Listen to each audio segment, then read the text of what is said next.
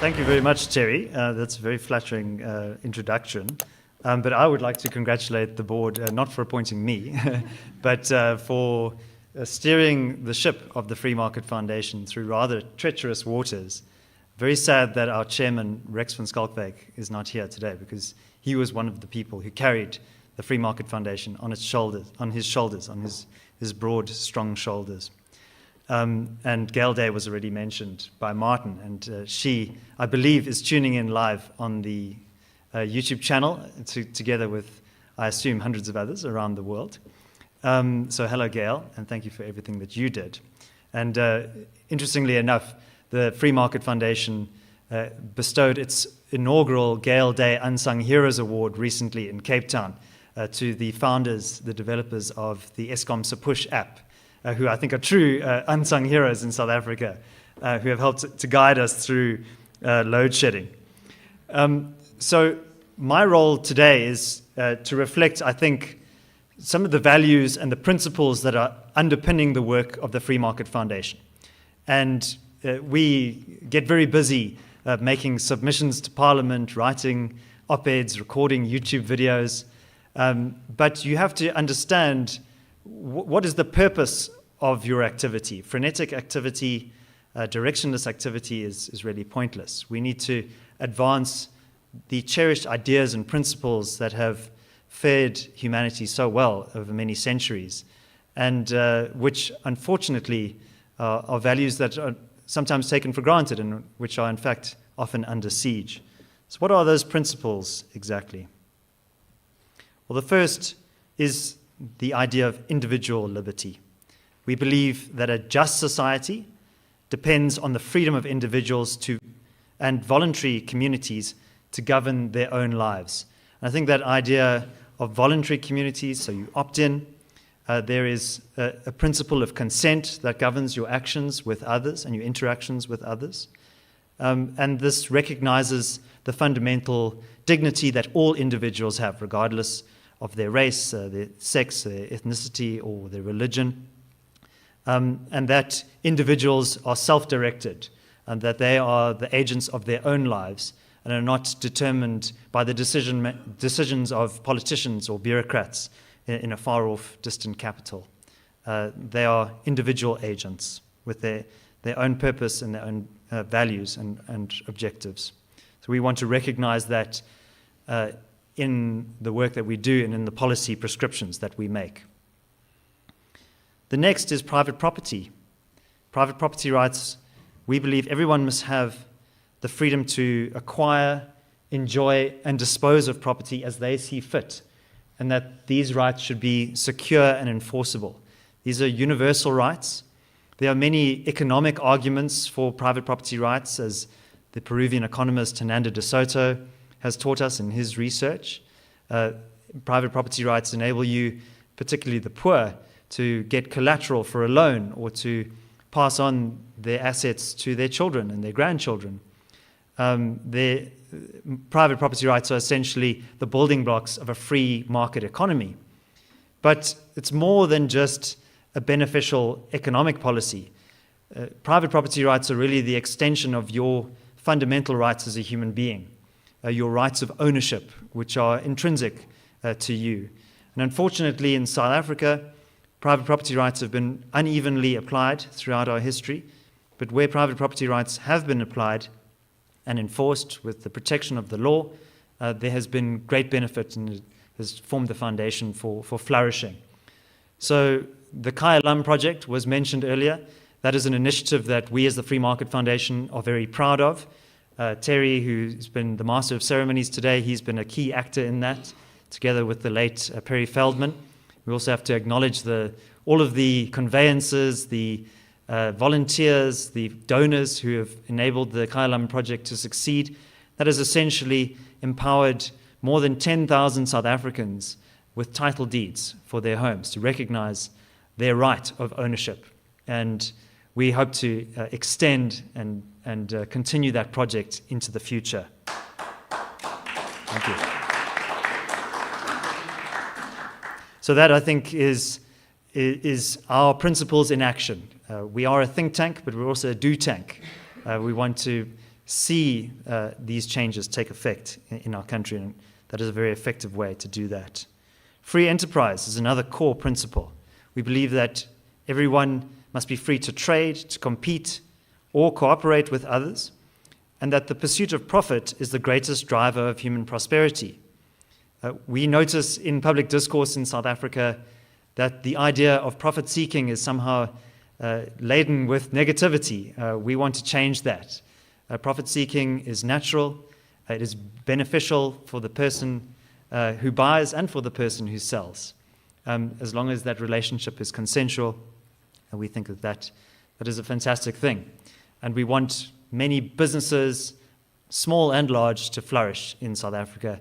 And if we want to develop South Africa's economy, we need to create more wealth in this country. And we do that by freeing businesses and individuals up to exchange with one another.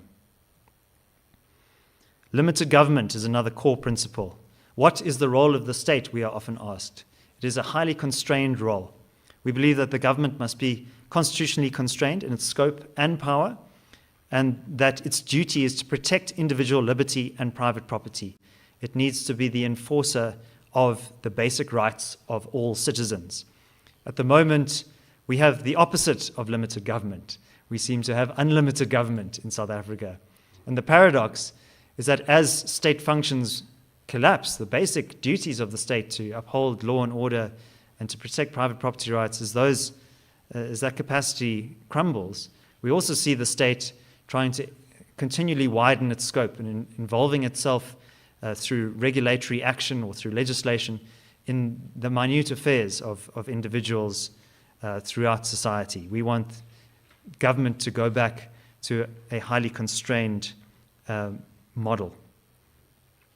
And protecting and upholding the rule of law is essential to that. All right, so these principles feed into our broader strategy as an organization. And what is that strategy exactly? Well, as you've noted from Martin's excellent presentation, public policy advocacy has been a key part of the Free Market Foundation's work. We will continue to do that, to proudly and forcefully articulate the benefits of individual freedom and free enterprise in a market economy under the rule of law. So we will continue to advocate for those timeless principles. But we are also realistic. We know that reform won't happen of its own accord. Change requires public pressure, and we are the pressure. We want to build pressure through our public advocacy on politicians, policymakers, and other decision makers in society to create more freedom in South Africa. Freedom won't just emerge. We need to make that argument clearly and forcefully. So we will continue with submissions to Parliament. We will write letters to the newspaper, indignant letters.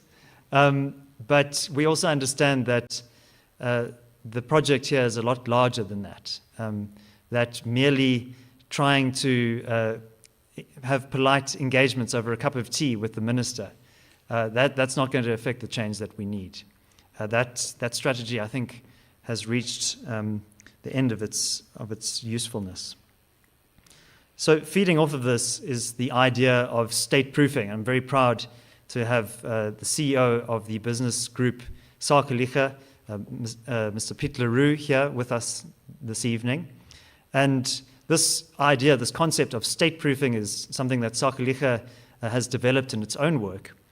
And it is an acknowledgement that the state is indeed failing, and that has caused various negative externalities, because as the state's tentacles has gotten involved in more and more areas of society and the economy, when that state breaks down, it creates a lot of destruction. But that doesn't mean that South Africa is failing just because the state is failing.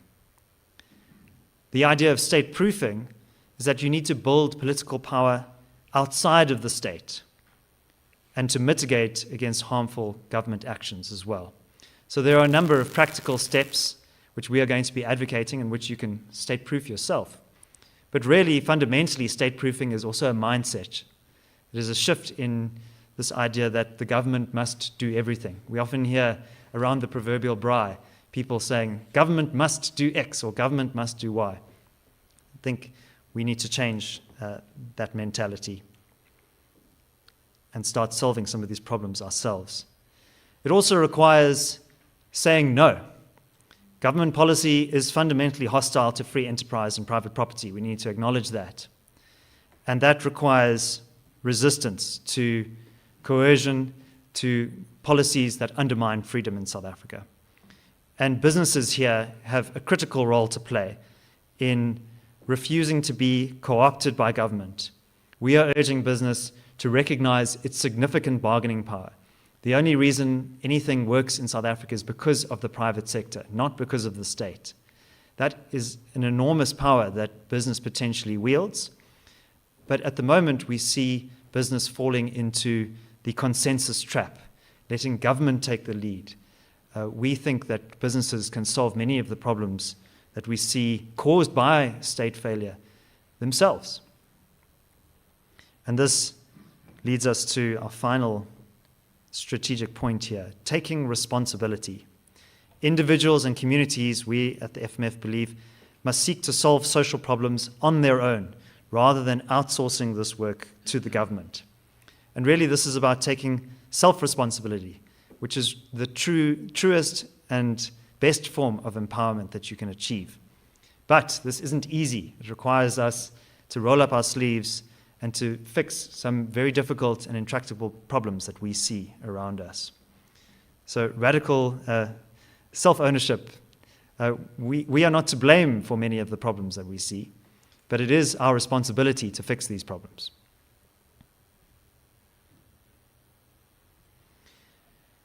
And that leads us to our motto as an organization. This is not, in fact, a new slogan that we have developed. It is something that has been with us for a long time, but we want to recenter these three words, which I'll now show you. Progress through freedom. Three words, very pithy statement, but laden with meaning. Progress, we believe that human beings and societies can progress. They can grow their economies. They can create institutions and organizations and civil society bodies that can lead to human flourishing. We've seen economic and social progress take place over the last few centuries, and we want to continue that trajectory. But progress happens through a very important ingredient, freedom, allowing individuals to set their own course in life. Progress doesn't happen through redistribution or through state coercion or through violating the rights of others. It happens through free human beings voluntarily and consensually engaging with one another in the hard work of building. So progress through freedom is our philosophy, and it remains our guiding light.